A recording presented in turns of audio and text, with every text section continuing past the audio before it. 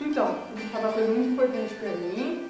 Já que a Criticando não deu certo com a ajuda do Wesley e da Débora, quem quiser seguir eles no Twitter, é só seguir @Wesley_Benito e @Débora Rocha. E quem quiser me seguir também é @Luzinha_XD. E meu UFC, claro, Is My Life Restart. Então, já deu pra notar do que eu tô falando. É claro que é da Restart. Como sempre, a loucona aqui, que sempre faz loucura pelos meninos, queria dizer que eu desejo tudo de bom para os meninos, mas hoje eu vim falar de uma pessoa em especial, o Pedro Gabriel Lanza Rins, que vai fazer aniversário daqui a algumas horinhas, aqui meia hora mais ou menos, e queria falar pra ele que eu amo ele, desejo tudo de bom pra ele pode ficar comigo quem quiser, que eu nem tô ligando, que eu sei que ele nunca vai ser meu, mas se fosse, pode ter certeza que eu ia cuidar bem dele.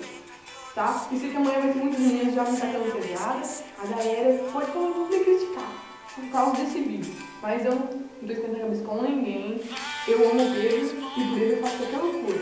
E queria desejar sucesso, muito, mas muito sucesso para ele, e essas críticas baixas da sociedade não afetam a realidade. E mandar um abraço pro Thomas, pro Coco, o Pedro e o Lucas, que eu pelo claro, que eu amo muito eles, todos eles, mas em especial o Pelando.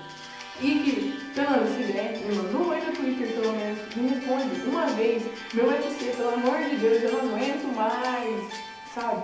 Viver assim, longe do meu vídeo, já vivo longe, ele nunca me responde, sei que é difícil, muita menina, muito UFC, muita menina louca como eu, que amanhã deve estar pirando o cabeção já, mandando parabéns, Lanza, happy birthday, Pedro.